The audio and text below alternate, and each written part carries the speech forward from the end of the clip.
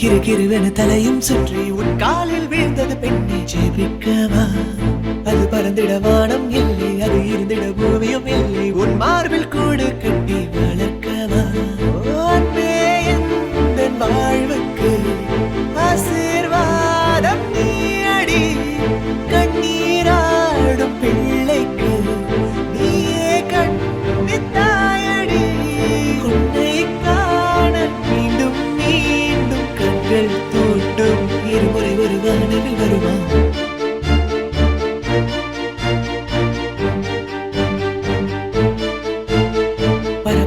பறவை ஒன்று கிருகிருவென தலையும் சுற்றி உன் காலில் வீழ்ந்தது பெண்ணை ஜெபிக்கவா?